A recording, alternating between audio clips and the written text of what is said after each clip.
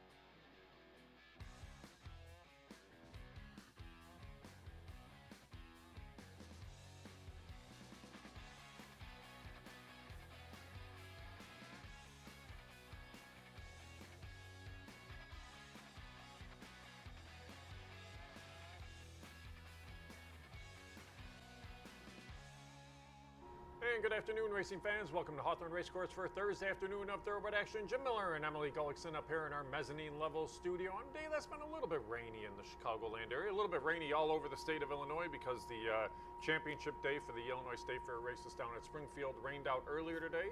Hey, it allowed for me to get back up here and join you for the afternoon races. Yeah, you also got to explore the countryside on the drive up and back. When is that? Did they reschedule those? How does that work? So those are going to be run the second week of September, Okay. back in Springfield. It'll be a non-pari-mutuel day, but the races stay together, so all the championship races still get to get run over the same track and that. But because we're going to DuQuoin in a couple of weeks, all those horses will be racing there and then coming back and then getting ready for Night of Champions. So it'll be a nice setup for these horses leading to Night of Champions here at Hawthorne in the fall. We definitely got an early preview of the harness and we saw the graphics early on, but We did. thoroughbred action here in the afternoon. And as you mentioned, it's kind of cool outside. I think the horses are going to appreciate it, and hopefully it doesn't rain too hard. It's just past and maybe Right. a couple passing showers. But our turf course, even though we're off today, should appreciate that. It's getting a little dusty, and Right. it'll definitely appreciate this nice little drink of water over the past 24 hours. Yeah, and that's one of the things. We moved the rail out 10 feet. It got some water. It looks like rain in the forecast the remainder of the week, so we'll see what happens for the Sunday card. We're off today.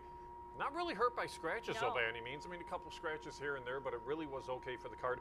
The main track handles water very well. Track crew did a tremendous job. They closed early during training today, sealed it up, kept the water on top. That's why you see it listed as good. And once these last couple showers pass by, I think they'll be able to start harrowing it and drying out. So nice. even if we remain it good for the whole day, you may start to see a harrow track, but it's part of the reason why so many horses stay in. And then we'll just see how the track plays throughout the course of the day. But 9 races today on the card. Like we mentioned, not a whole lot of scratches. Sunday, it seemed like it was a little more of a front-end type of track and turf. I think it maybe evens out with just a change in temperature, maybe a change of moisture in the surface, too. Yeah, you know, it's always hard to tell. I had to kind of go back through because when you get logical results, Right. it's hard to tell, like, is it the track, is it the horses, Yeah. is it just the way the races are playing out and things like that. But yeah, I think the turf for sure. I think Right. it was maybe a little bit more speed favoring, and that was just kind of altering rides and trips and things like that. So it'd be nice to have Right. a fair surface. And, you know, for today's card, we have the races that came off the turf, but a lot of those races were horses that, I mean, handicapping, I'm like, this Yep. horse is the same horse on turf or dirt. I hope they stay in, and most of them did. Yeah, and that 5th race, I think, is actually a really good dirt race. Yeah. It was going to Yes, be a good turf sprint, too, but absolutely. that's a great race on the main track. We'll get to that in a minute. 9 race card, good track, off the turf course today. Race 1 today, 12-5 claimers, non-2. They go 3/4 of a mile in the first. Scratch to 5, written consent. That one's back in on Sunday's card. Field to 5 to line up. 3-2 right now, or excuse me, 5-2 on the 3. Peggy's Way in the spot. Chris Amy aboard for Hugo Rodriguez. First off the claim, this was a horse long overdue for the maiden score. Finally figured it out in that last out. The question is, can the horse repeat, or do you look elsewhere? I saw you were kind of looking elsewhere a little bit for race 1. Yeah, I thought this race was kind of tricky. I mean, obviously I went to written consent, so obviously I just Right. cut and paste my analysis and posted that to Sunday because I think written consent will be very live in that spot. But in terms of Peggy's Way, she looks like she's going to find pace contention here with number 6 Problematica from the outside, and then number 2 Lucy Jane as well, who has early speed, and that's where I went. Number 2 Lucy Jane, I think she fits as an individual. This is a favorable spot, taking that class drop. It's coming off a little bit of a layoff, but they were going to enter for 5,000. I think it's a positive, scratching for 5 to run here Right. for 12. Because if they just wanted to kind of move on or get an easy spot, then you run for 5. But the fact that they're in here for 12-5, I'll give Lucy Jane a look in here. And if there is that contention, a similar trip for written consent could follow the number 4 Quiero Dinero. Yep. So could give her a look right back. So long story short, I'm going to go against Peggy's Way in here, especially if she's a favorite. Yeah, and do make note, we had that program correction. Quiero De Niro is blinkers off Yes. today, so one note there with the 4 Quiero De Niro. Peggy's Way, I just kind of went with the light bulb angle. Finally figured things out. Maybe the light bulb went down and the horse learned how to win, and then you come back and do it. Hugo Rodriguez is very good off the claim, so that was the reason I went back to the horse. I'm not expecting much of a price. I would actually happily take 5-2 on that one in the opener, but probably a little bit more contentious race than just that horse in race number 1. Race 2 today, we go 5.5 furlongs, $4,000 claimers in the spot. It's a field of 7 to line up. We talk about assessing the favorite all the time. Sometimes you assess it and you want to beat it. Other times you look at it and say, okay, yep, this is the logical horse. I think it's probably the case with Smooth Justice here. I think everything starts with that horse and then you kind of work around it maybe underneath. I saw it the same way. Yep. You start with this is very logical. If anything, the 1 knock is going to be a short price, Right. but coming back, she just dominated the field last out. So she handled the slight step up in class. I know it doesn't quite look like that, but when you look at race bar and purse and things like that, it's a slight rise. Should be able to handle it. And Smooth Justice was just so much the best last out. They said, let's just stay out of trouble, go to the front, and just let the best horse win the race. Could be a little bit more contentious in here with Cook and Roses from the rail, as well as a Superb, one that likes to be forwardly placed as well. And I think that could set up a trip for number 5, Palace Magic, who took a lot of early action last out, actually opened up as the favorite before drifting up. So maybe today's the day at a little bit of a price. But those are the two I leaned on here with number 4, Smooth Justice, and number 5, Palace Magic. And when you get a track that has a little bit of moisture in it, it does move both of these horses up a little bit on a wet track. They're each really pretty solid. Smooth Justice, a 3-time winner on the wet track, and Palace Magic, 4 times first or second out of 5 starts on a track, again, with just a little bit of moisture there in a race number 2. Race number 3 comes off the turf today. We go 1 mile and 70 yards on the good main track. Starter optional company in this spot. You take out the 2 Sailing Solo and the 3 Silver Quarters. The rest of the field remains in this spot.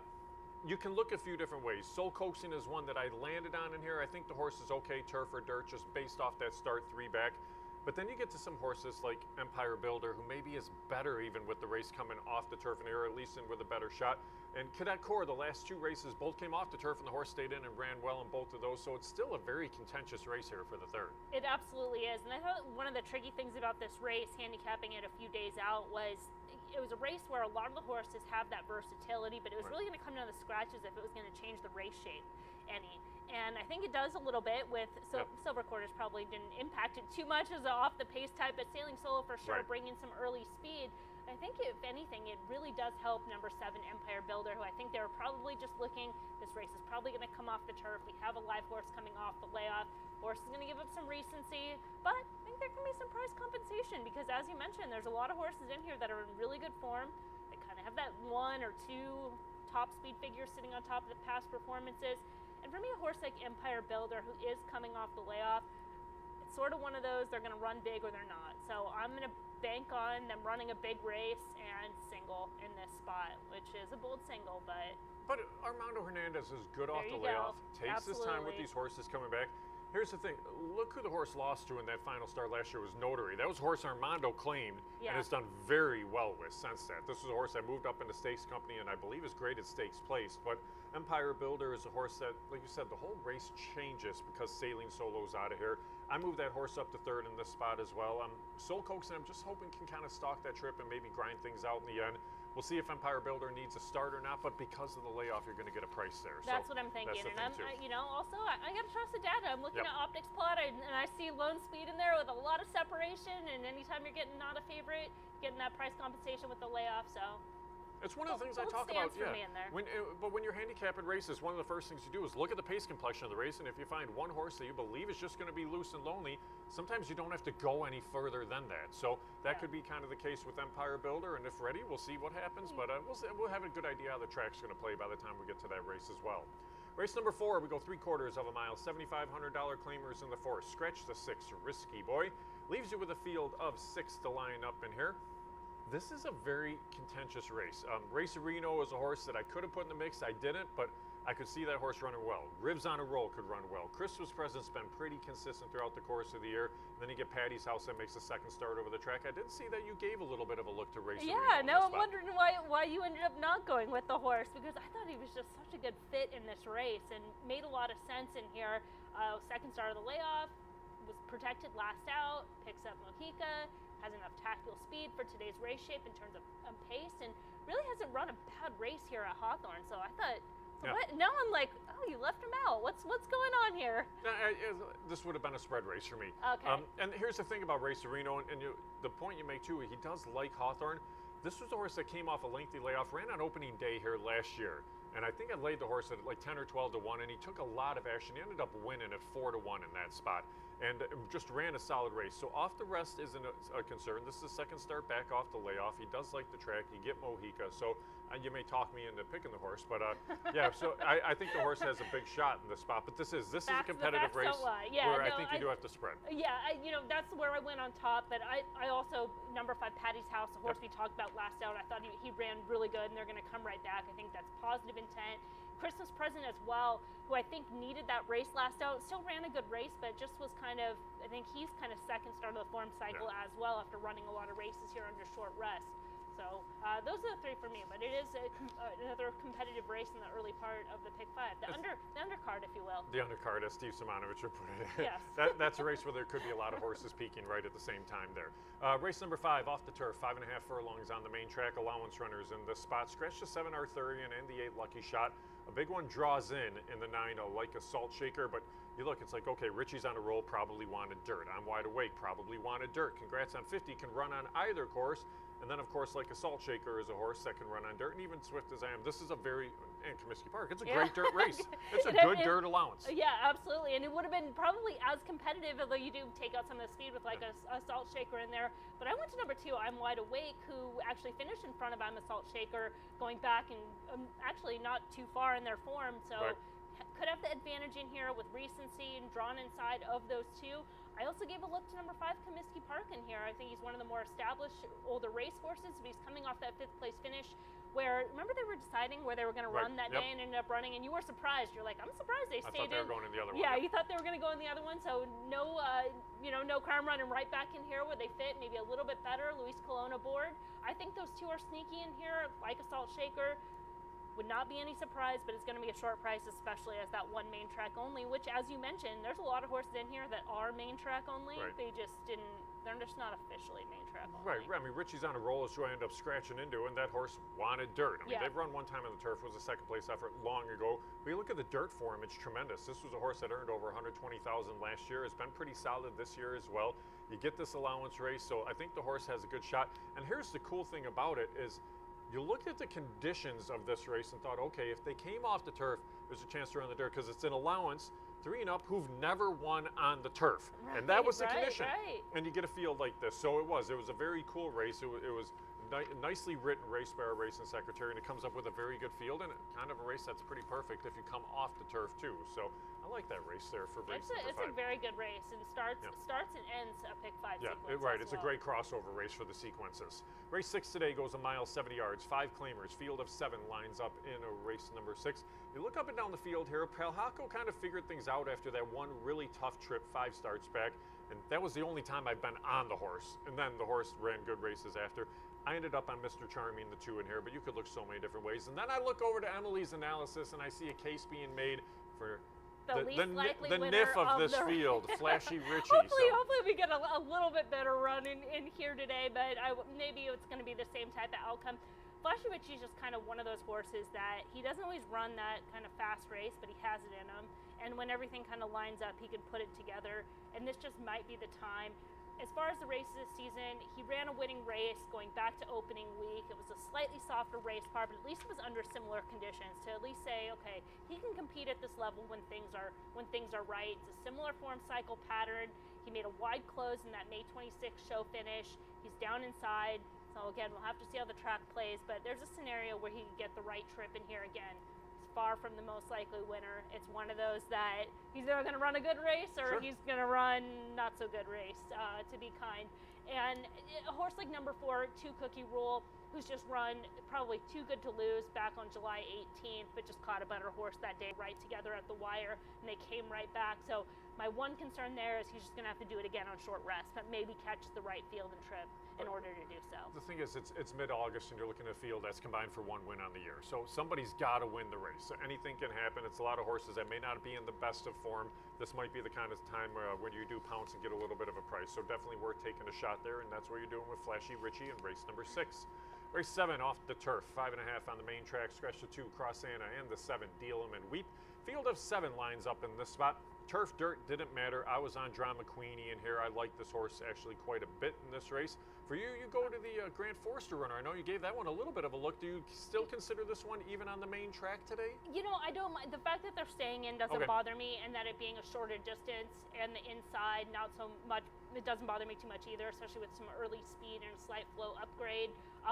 The horse that I'm actually most excited about in here is number 6. Okay. Absolute Miracle, who actually I thought was a main track only runner in Sure. this field, because there's a couple scratches where they have entered main track only, so I think Right. they were trying to sneak one by, and they might have just done it here. So that's where I move up, but I really want to hear the case on Drama Queenie, because I just completely rolled over this horse, but now I'm wondering what I missed. Debuted at 2, took a little bit of action in that race at Indiana, was open and made an allowance on the turf, went off at 7-1 in that spot, showed speed in there and pushed into the lane. I'm tending to wonder if they bled in that start.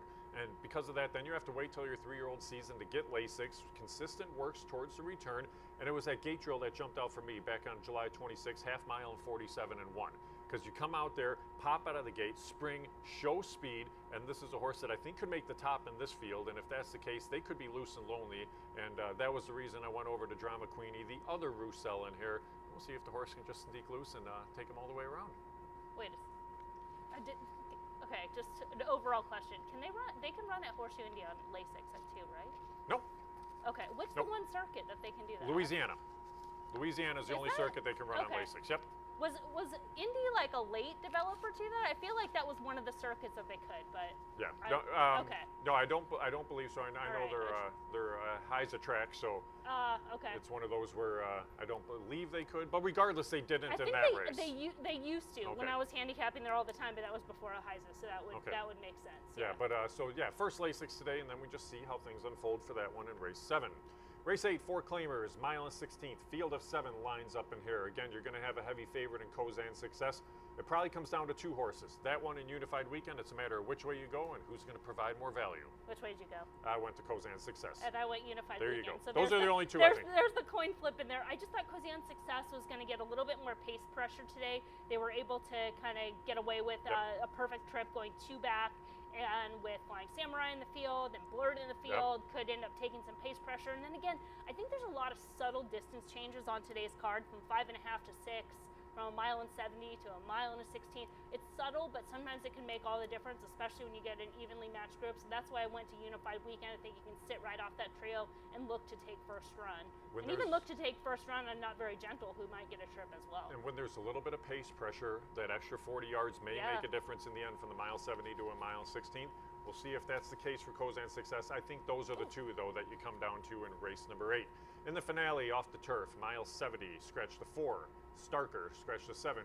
Cruisin' and Cursin and scratch the 8. Lone Return leaves you with a field of 8 to line up in here. And in the last, Io Fedro does stay in today. I ended up on Giano. I thought that one turf dirt, but who did you end up looking to on the main track for the finale? Well, go quick. I'm using number 2, Ricky's Best. Yep. I just think he's going to be the value in the field, but it's interesting that Io Fedro stayed in because Yep. they've been looking for turf, but I For think the so class long, drop yeah. is the right move, and the same thing with Giano. And then Dakota Invader I'd put as kind of a B. I think he's going to be a little bit of a shorter price. Ricky's Best, the value. Io Fedro, Giano, the other ones you'd want to use. And then if I was trying to split between Skylane and All About Tonight coming from that common race, I'd still stick with number 10, Skyline. Ricky's Best, when that horse gets on the turf, I'm waiting for it. I think that horse jumps up and runs a big race because they've been trying. They stay in Yep. because they're running okay races on the main track. When they get on the turf, watch out for that one in the finale. All right, that's how we see the 9 races. We're going to flip back to the opener, take a look at the field here quickly for the first field of 5 in the paddock for race 1, 12-5 claimers, non-2. They go 3/4 of a mile in the first. Scratch the 5 written consent. That one's entered on Sunday. 6-5 now on Kiro De Niro, Emily, and a little bit surprised to see that move, and I expect Peggy's way, but Kiro De Niro is your current favorite right now in race number 1. Yeah, we've seen the board just move around so much already, but Kiro De Niro, your current favorite at 6-5, is going to come back from that July 25th race where I think is deserving of an upgrade. Not only did the horse get bumped after breaking a step slow, but before the race just wasted a lot of energy, so I wanted to see a more composed horse today, and that could be part of the reason that the blinkers are off for this race. Then after that, kind of was down inside, moved up with the race flow, but I think a lot of the race was lost even before it started. Could get a better trip in here. Yeah, and this is a horse I've ended up picking second in here. John Heron's had himself a pretty good year, no matter where he's been running at. One time on a wet track that was slop at Oaklawn Park on May the 5th. It was a 3rd place effort. I mean, it's a wet track. Good is now wet for the purposes of handicapping. So we'll see what happens. But Kiro De Niro should be in the mix in this spot. For me, I ended up on the 3 Peggy's Way in here. 3-1 on the board on this one. Chris Amy aboard for trainer Hugo Rodriguez. First off the claim. It took him dropping all the way to the bottom, though, to get that maiden score. And they probably should have broken their maiden win in for the 15. I guess that was my one concern. I do like the fact that the horse steps back up for 12-5 instead of running for a 5 non-2 in this race. Yeah, and you have to like it better than even 5 minutes ago when Yeah. she was favored sitting at 3-1. So you're getting a little bit of value there. But second off, should have some confidence, have some fitness, and then those races back at that maiden 15 at least was running faster figures, so you have those numbers to go back to. Would be a fit in here. I guess my one concern with Peggy's Way was just in terms of trip, with some others that have early speed as well that are looking to keep her honest. Yeah, and then lastly, I wanted to touch quick on the 2, Lucy Jane, as riders get a leg up. Yeah, Lucy Jane being one of those that has the ability to show early speed, came off the layoff in June 2nd, was fractious in the gate before losing ground. That was a very fast early pace in the slop. They had considered running last month for 5,000, scratched in that spot. Running here for the 12-5, I think is a positive. She's live. She's got a back race that would make her very tough in here, that November race from 2022. All right, we'll see how things unfold as they head on the track for the opener. Good luck.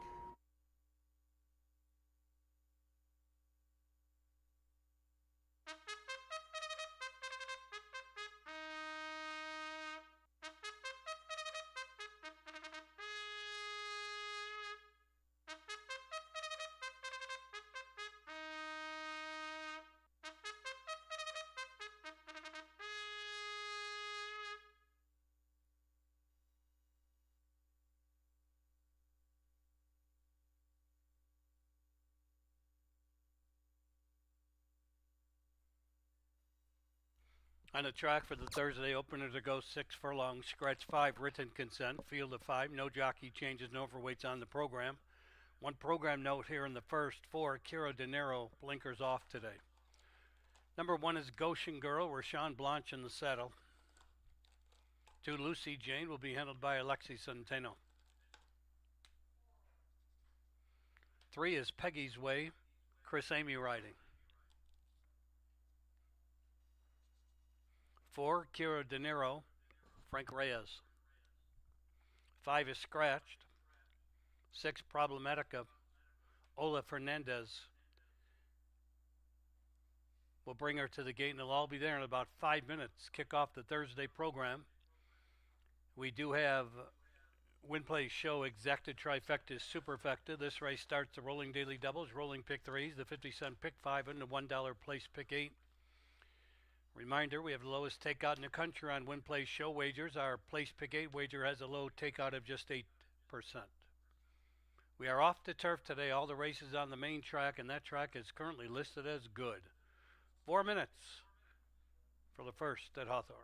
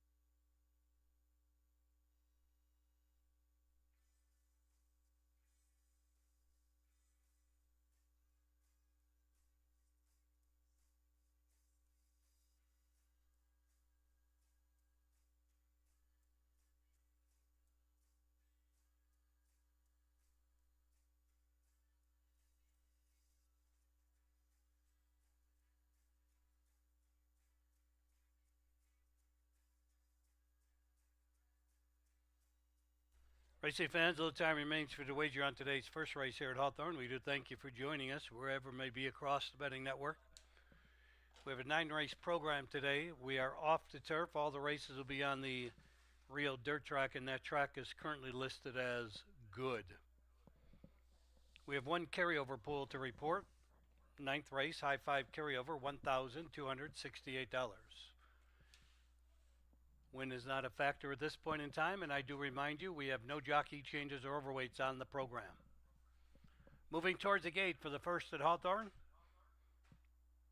Final call for your first race selections, including rolling doubles, rolling pick threes, the 50-cent pick 5, and the $1 place pick 8. Less than a minute.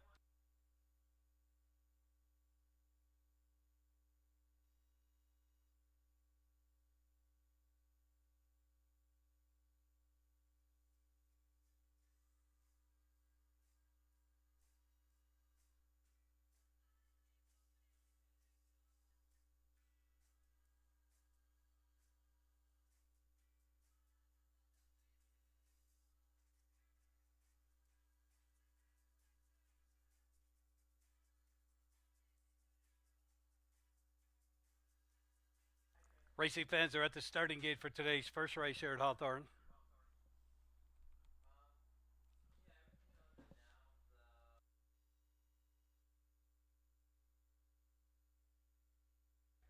Horses are entering the starting gate.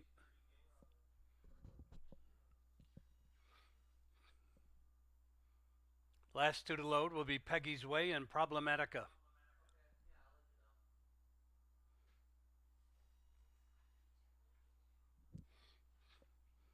Waiting now for Problematica.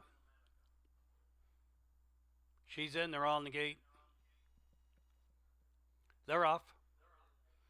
Towards the inside, Lucy Jane out sharply for the lead. Moving up in between horses, Peggy's Way. From the outside, Problematica now fastest of all to the front. It's Problematica taking the lead, drawing away by 2. Peggy's Way second, Lucy Jane towards the rail third. And then it's about an 8-length gap to find Caro De Niro. In the early trailer is Goshen Girl. They have less than a half mile to go in the Thursday opener, and they are chasing Problematica. And around the turn they go. Problematica leads 2.5 lengths with Peggy's Way on the outside second. And then towards the inside, Lucy Jane still right there in third. Still a long gap to Caro De Niro, and still further back, Goshen Girl. Around the turn, they're in the stretch. Problematica comes off the turn, 2 on top. Lucy's Way on the inside, Peggy's Way on the outside. Peggy's Way now moving fast for the lead. It's Peggy's Way up to take the lead. Here's Lucy Jane coming through along the inside to pick up the chase. And here comes Caro De Niro from far back. It's Lucy Jane now getting the lead with Caro De Niro closing on the outside, coming to the wire. Lucy Jane has the lead. Lucy Jane won by 2.5. Caro De Niro was second. Then it was Peggy's Way and Goshen Girl. Problematica eased up late.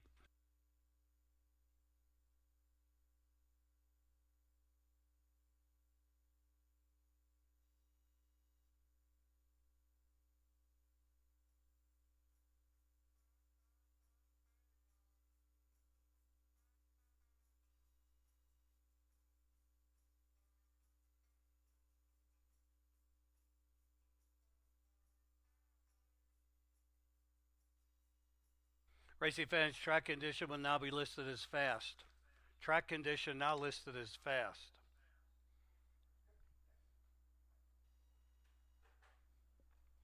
Today's first race, 2, Lucy Jane finished first. 4, Caro De Niro was second. 3, Peggy's Way was third, and 1, Goshen Girl fourth. 2-4-3-1 is posted. It's unofficial. 1:12.26 the running time. Track condition now listed as fast.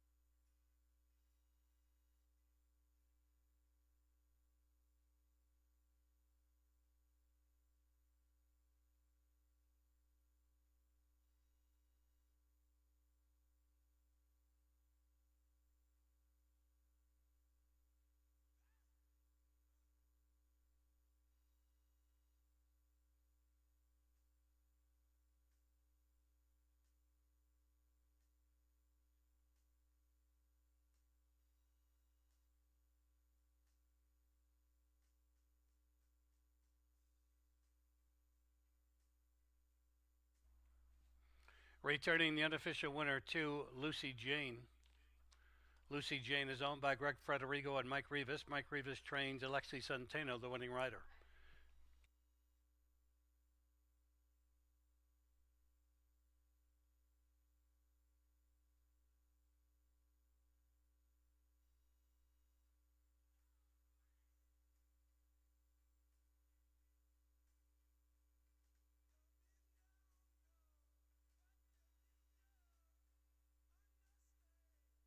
The first race is official. Running time 112.26. It's official.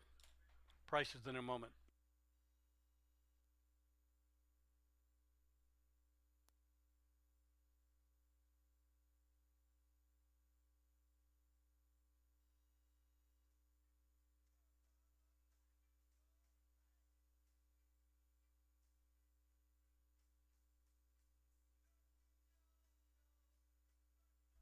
The $1 exacted 2-4, $12.30, 50-cent trifecta 2-4-3, $13.40, 20-cent superfecta 2-4-3-1, $45.46. The second race has no changes.